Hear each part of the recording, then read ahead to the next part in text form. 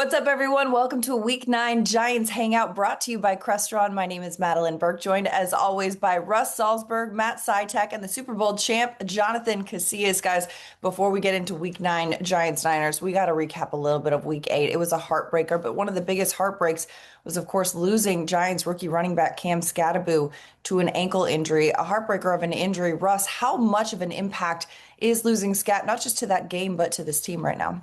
Well, we were just talking about it off the air amongst us. It was a devastating loss. And what really struck me, and I'm not saying teammates don't care about rookies, but when this rookie went down, you would think a 10-year veteran who was the heart and soul of the team for a decade went down. That's how much he could arguably be the spiritual leader of the Giants, and he went down, and the air, using the old cliche, came right out of the balloon, wind out of the sails. It was terrible, devastating loss. But as Coach Dable said after the game, next man up, and you got to move on. You got to regroup.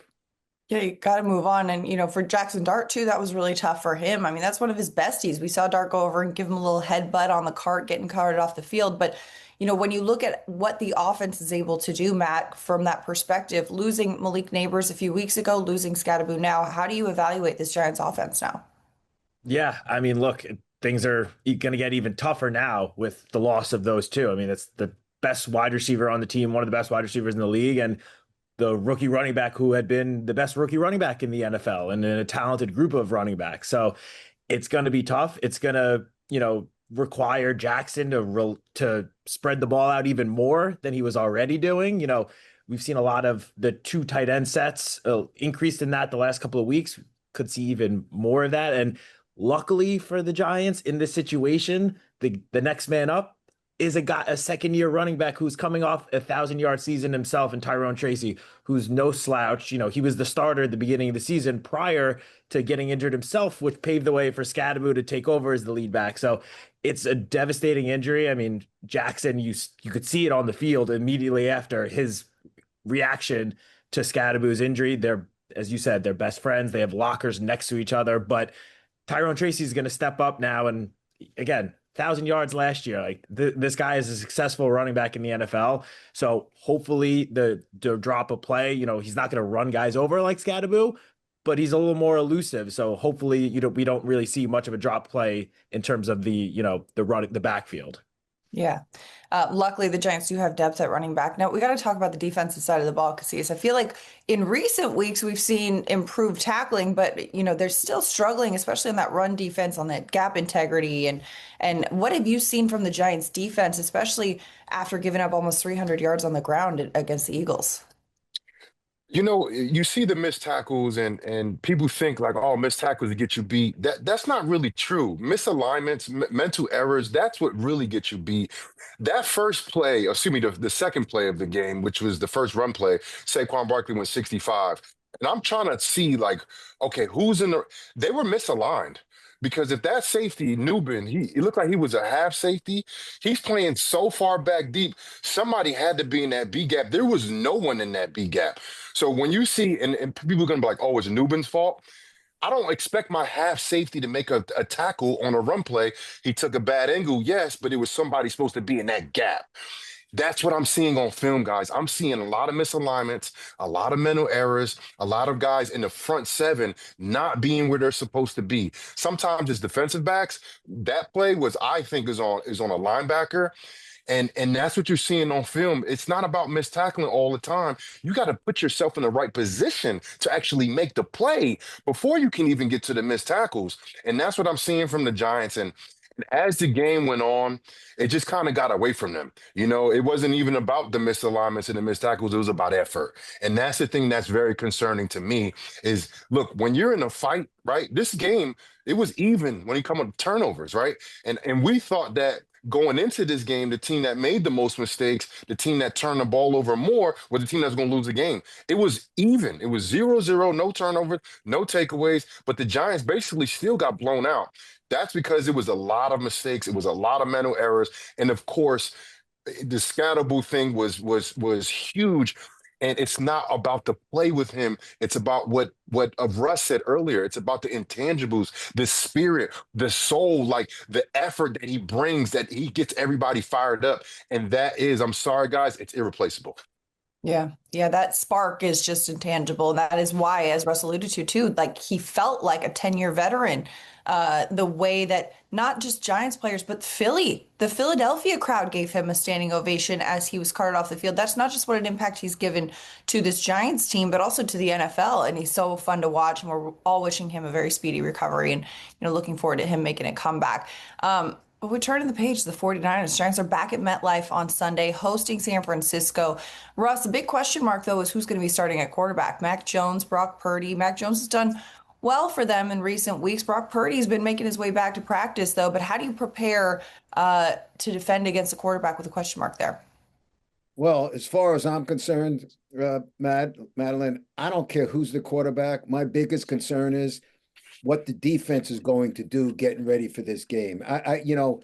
You guys all discussed it, and JC, said it best. I saw alignment and things I didn't like. That's my biggest concern. I'm not concerned so much about who the quarterback's going to be. Yeah. I'm concerned what the defense is going to, how they're going to improve. I got to tell you, maybe I'm going a little backwards here, but I just want to bring out a point. And again, JC brought it up best. That alignment on that second play of the game, that hole, I'm not taking anything away from Saquon's star ability. Okay, we know how good he is.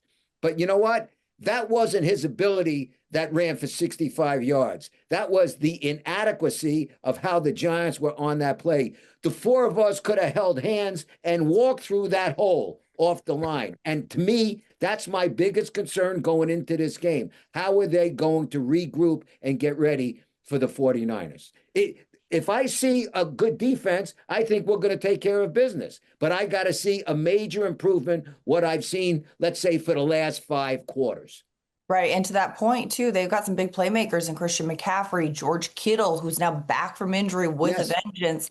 Casillas, how do you zero in on those two? Well, this is the thing about McCaffrey. He's only had one game where he's had over 70 yards rushing. They give him the ball in the receiving game. They throw him the ball a lot. He gets 25 touches a game, guys. And he's not averaging, his average is not crazy. He's a little less than 4 yards, but that's the thing. They don't care. They're going to give him the ball anyway. Same thing with Saquon last week. Saquon going into the game, he had probably his worst season ever in the NFL, but they don't care because they understand the talent. They will keep giving them the ball, and what they're seeing on tape that the Giants are putting out there, they're going to give the ball to McCaffrey at least 25 times. Expect them to get the ball 30 times and give him maybe 25 rushes, especially if he goes well in that regard. And the Giants have to show something on film. They have to show, because it's still a long season, guys. We're 8 games in. We got nine games left. It's still, we're not even at the halfway point yet. The Giants have to show a better outfit on defense. Yes, they can rush the passer. We've seen that. Brian Burns is playing tremendous. But if you can't stop the run, those sack numbers are going to start dwindling because teams are just not even going to pass the football. They're going to run. And as far as the quarterbacks are concerned, you got one quarterback. It's the same quarterback. They don't have they have the same skill set. So I expect to see the same type of offense featuring that running back McCaffrey and now George Kittle. The Giants have struggled against tight ends historically. This year, years past, they've have struggled. So expect George Kittle, Christian McCaffrey to be the number 1-2 punch against the Giants. And honestly, they don't even have to go to nobody else if the Giants can't stop those guys. Yeah, and it's going to be tough for a tough opponent for the Giants defense. But let's talk about the Giants offense. Matt, you brought this up earlier, how much they've been going to some 2 tight end sets, playing a little bit more 12 personnel on offense, especially after losing Malik Neighbors. Now without Neighbors, without Scat, going into this game, I would imagine the tight end would be a point of emphasis. But SciTech, what does a successful Giants offense look like in week 9?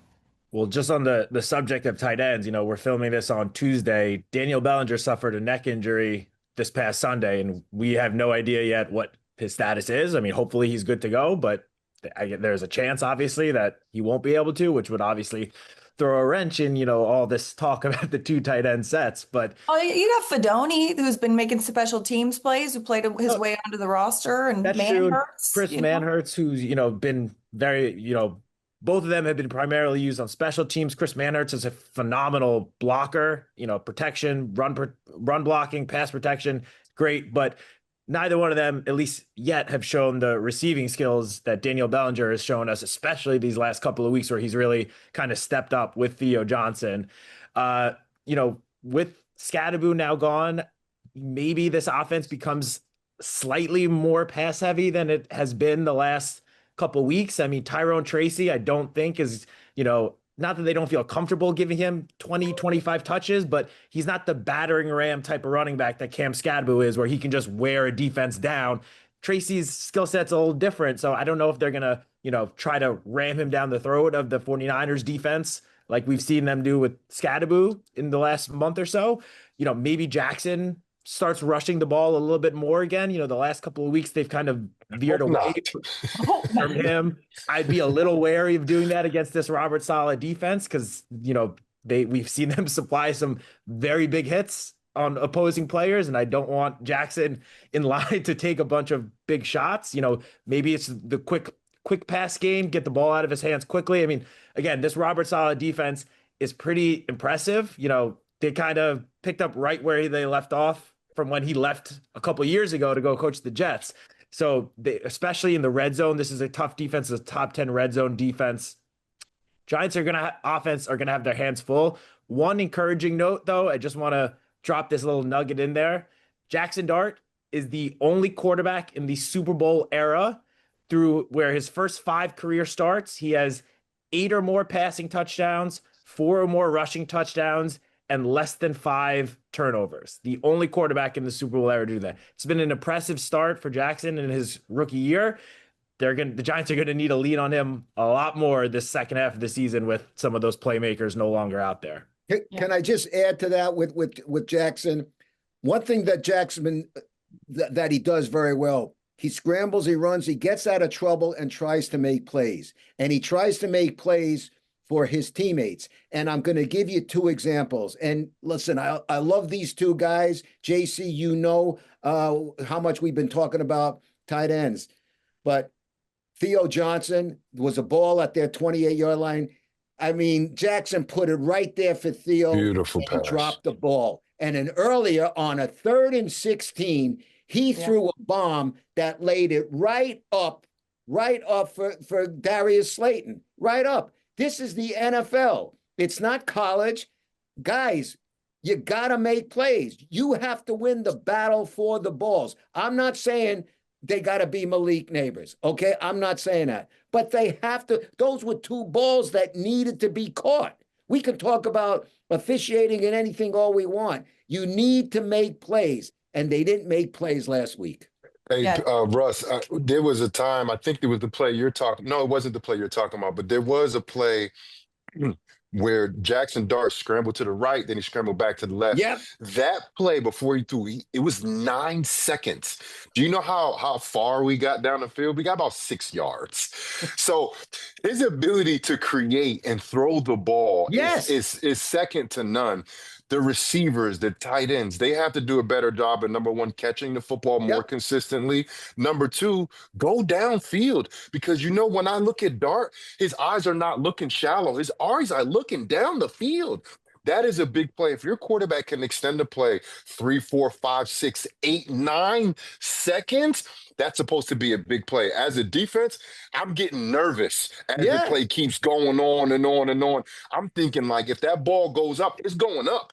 That's what I've always seen.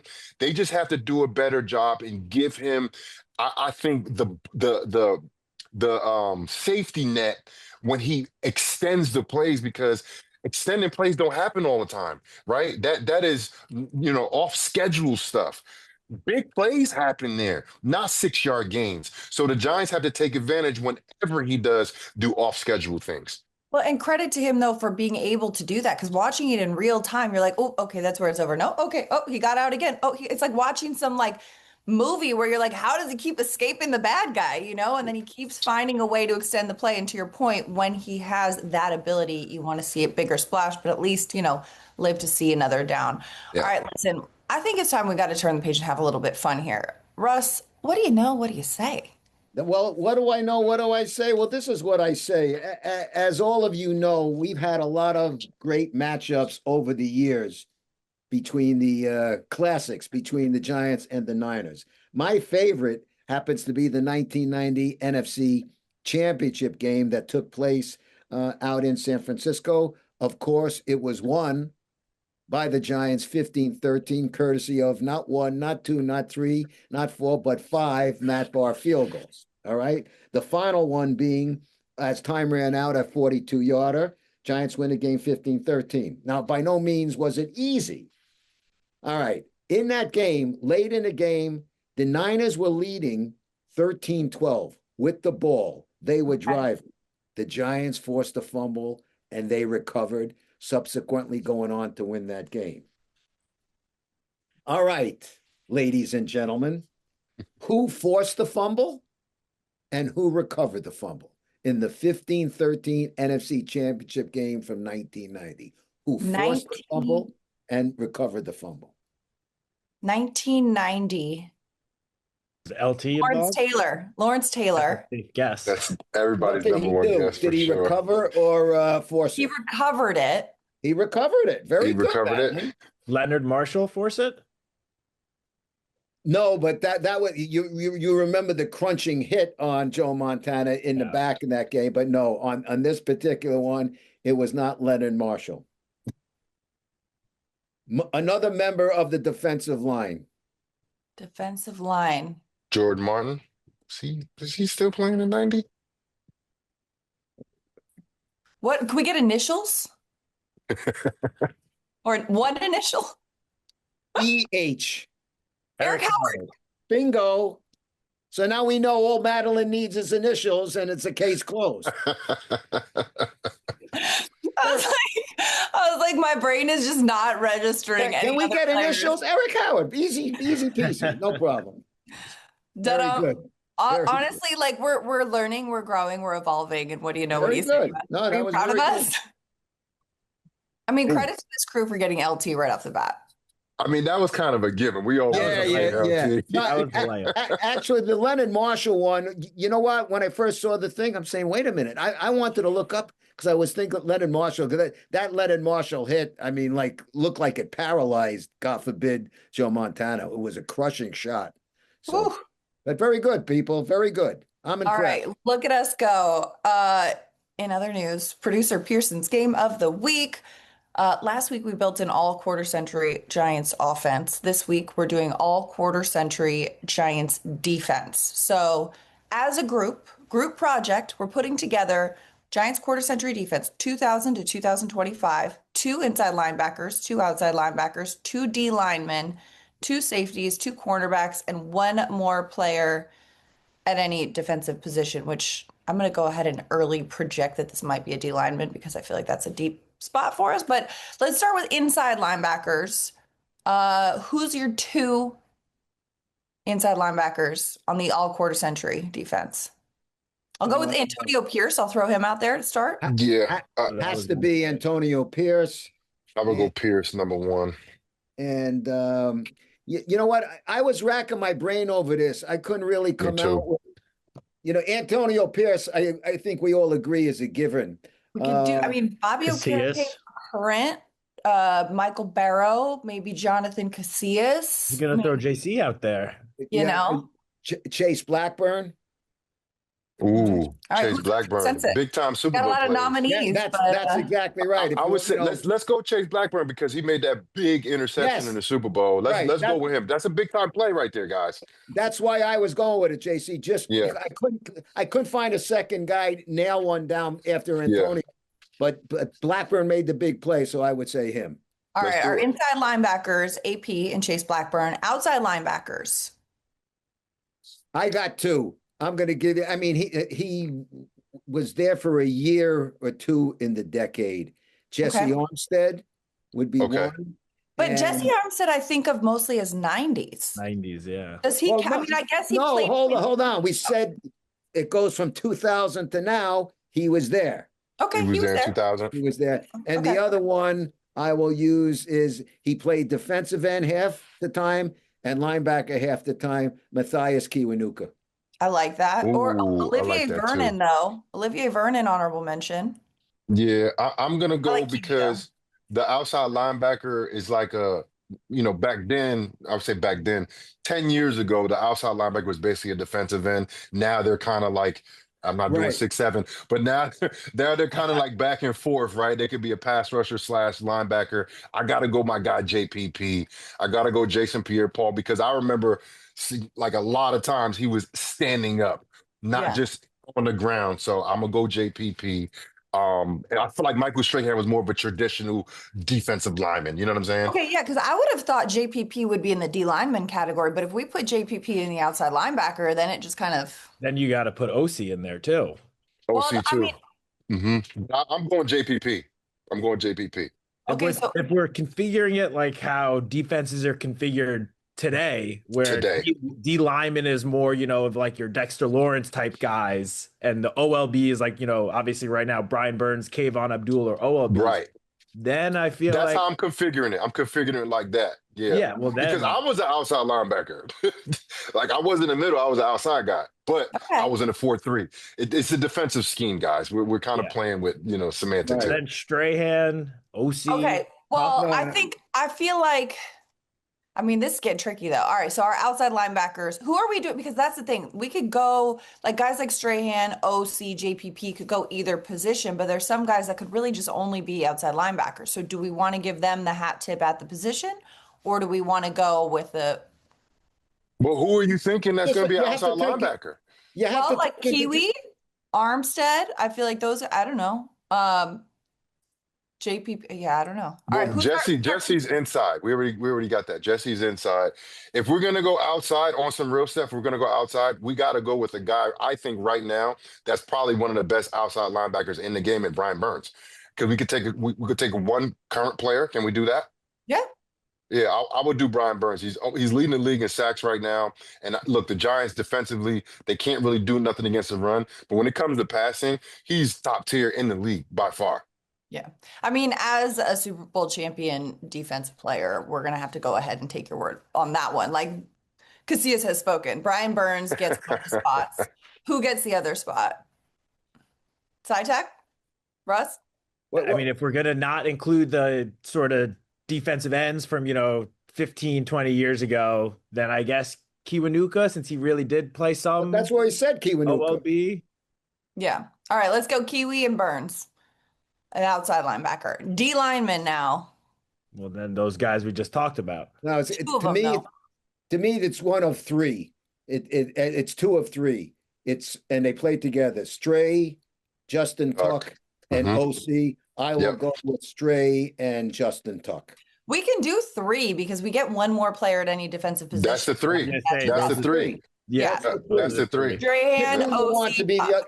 that's the three. As much as I would like to include Dexter Lawrence in that category Not yet. No. the last couple of years, but those three have the longer, track record to show. Right. Okay. Strahan, OC, Tuck, our defensive linemen. Two safeties. Entree roll. Roll. Landon Collins. Yep. Those two are mine. Landon was good. Landon was good. Real He was good. Yeah, 2 All-Pro That's being seasons back to back. decisive. Yeah, I like it a lot, guys. All right. Two safeties, Antro Roll, Landon Collins, two corners. Corey DRC, Webster is one. Corey Corey Webster. Webster, Jason Seahorn. Jason Seahorn. I know When was Seahorn's last year? He Well, I was some going to say 90s. Dominique Yeah, Rogers 02. Marty, I was going to say DRC, of course. You know me. That's my guy. right? Yeah, but Go Seahorn team. ended in 02. I was looking it up right now. He ended in 02. So he's in the window. He's in the window. But do we want somebody whose entire career was in the window or who just Probably, yeah. in the window? DRC is good. There's a couple of guys. DRC. Sam Madison was good for a period of time, and so was Terrell Thomas. And you can also talk about Aaron Ross, but Yeah. Corey Webster wins it to me hands down. Terrell Thomas would have had a really good career if he was not hobbled by injuries. He had to sit out one year, but I'll let you guys pick the rest. Corey Webster has to be the first guy. Let's I go mean, listen, DRC. Russ, I feel Yeah, like the I'm Corey going Webster. DRC So too. I think our initial instinct of Corey Webster and DRC off the bat, I like it. I like it a All right, lot. so our all quarter century Giants defense. At inside linebacker, we got Antonio Pierce, Chase Blackburn. Outside linebackers, we got Brian Burns and Matthias Kiwanuka. D linemen, Strahan, OC, and Tuck. Safeties, Antrell Roll, Landon Collins, and corners, DRC and Corey Webster. Let's I go. like it. I Let's like go. it a That's lot. pretty strong, solid defense. Let's see if the Yeah. Giants defense this week can play as well as that defense would. Giants Niners Sunday at MetLife Stadium. Let's get a little over under to end the show here. Starting with the Giants defense. SciTech, I'll start with you on this one. Giants defense over under 2 sacks Sunday against the Niners. I am going to go with over, even though, Mac Jones, since he's been starting, he's only been sacked more than twice in 2 of the, I believe, 6 games he's played in. So it hasn't happened too often. But if the Giants are going to have any chance at winning this game, it's going to, they're going to really need the defense to step up in a big way, and more so in the run game than the pass game. But still, this vaunted defensive line, we still have not seen them really get like fully unleashed yet this season. I think they're going to SciTech's come got the in over. I like fired it. up, going over. All right, Casillas? Yeah, I'm gonna go over as well. That's the one thing that you can take away from this Giants defense. They figure out a way, somehow, some way, to get to the quarterback. And of course, we talked about Brian Burns. Man, I mean, he fell into a sack last week. But I think that's the consistency with this team, that their defensive line can figure out a way to get to the quarterback. All right, Russ? Yeah, I'd have to go over as well. I mean, again, I've said it throughout this hangout. I'm just concerned about stopping the run. I'm just Yeah. concerned about stopping the run. But if they do that, then whoever's the quarterback's going to have to drop back and throw, and that's going to set them up for a sack. So I'll go with everybody and go with the over. I'll take the over as well, and I'll sprinkle in a little extra bonus. I'm going to give Brian Burns 2 sacks. We've seen him do it multiple times this season. He's on a Okay. heater. Let's He go. is. Let's get it. His career high is 12 and a half in a season. He's at 10 through 8 weeks. Let's stack them. All right. Over under 2.5 total touchdowns for Jackson Dart. That's rushing or passing. Russ, what do you say? 2.5. Yeah, I'm over. Would you say the number's 2.5, Matt? I'm going to go with over, but as long as it's rushing and passing, Combined, I'll yeah. go with over. Yeah. Casillas? Think I gotta go over too. I just see Jackson, man. He's such a playmaker, guys, man. He finds the guys, man, and he's willing to take the ball down and run it himself too. So that gives me the extra like incentive to say, all right, if he only has 2 passing, he'll probably have an additional 1 rushing too. So especially with Scatterbo not being there. Right. SciTech? Yeah, I'm gonna go over as well. I originally was leaning towards under because, as impressive as he's been, he's actually only had more than 2.5 total touchdowns once in his 5 starts, and that was that Broncos game. However, as JC just mentioned, no Scatterbo. I think when they get close to the goal line, it could be Jackson keeping it for himself to get into the end zone. So I agree with JC completely. 2 passing, 1 on the ground, and get to 3. I could see maybe 1 passing, 1 on the ground, and then maybe another one. You better call Tyrone, Tracy, let's get in the end zone. Call him. Get a little Erica Badu on the speakers at MetLife. I don't know. Who do we got to call to get that in? We'll see. But Tyrone Tracy, I could see getting in the end zone this week too, making a comeback. Finally, speaking of Tyrone Tracy, over under 60 yards rushing for Tyrone. Casillas, what do you got? I want to go over here, but I do see Devin Singletary getting in the mix a little bit. You can't take away from Motor. I've said this to you, Madeline, so many times that we spoke about him. I think he's underrated. I think they can rely on him. He's been in the league a long time. He's a career 4-yard rush, for his career. And I just think he might take away a little bit of carries that we think Tracy might get. So I'm going to go under. SciTech? Yeah, I'm going to go under as well. The 49ers have been pretty strong against the run. They haven't let too many running backs really go off against them. As JC just mentioned, I think Singletary's going to have a good role. If this was total yards from scrimmage, I would say Yeah, well over because I think he's I going agree with that, Matt. to have 3+ receptions. They're going to lean on him in the short pass game, but purely rushing yards, I think under 60 for Tracy. Russ? That's a good number. Yeah. I'm gonna go over. I like, I didn't know what I was going to get from Tracy, but I was impressed. Uh, I think I'll go with the over. And since we're talking about Singletary, I just want to give kudos to Singletary because I took shots at people before for not making plays catching a ball. One guy who made a big time play catching a Huge. ball was Singletary. Huge. I mean, behind the guy, ball about to go to the ground. That's what you got to do. You Yep. got to win the battle. So let's make sure they win the battles this week. That was a Yes. I like it, phenomenal. Russ. I like it, Russ. That was Yeah, a he big got that time with his play. fingertips. And unfortunately for the Giants, with so many other, let's call them storylines from that game, that catch and that moment was really kind of fell down the totem pole. But Russ, thank you for bringing that up because that Big is time something that play. needs a little bit more attention. The way that he was able, I mean, the low point, incredible play from the vet. I'm gonna go with the over on 60 yards rushing. I'm going to give him 61 yards. Price is Right rules. Let's get Tyrone Tracy 61 yards. I think he'll get at least like one chunk play on the day and then a couple other, little bit here, a little bit there, stack them. But you got to establish the run to keep this offense going. Giants Niners Sunday, 1 p.m. at MetLife Stadium. Week 9, let's roll. That's a wrap for our Week 9 Giants Hangout brought to you by Crestron. For Matt Sytek, Russ Salzberg, and the Super Bowl champ Jonathan Casillas, I'm Madeline Burke. We'll see you next time.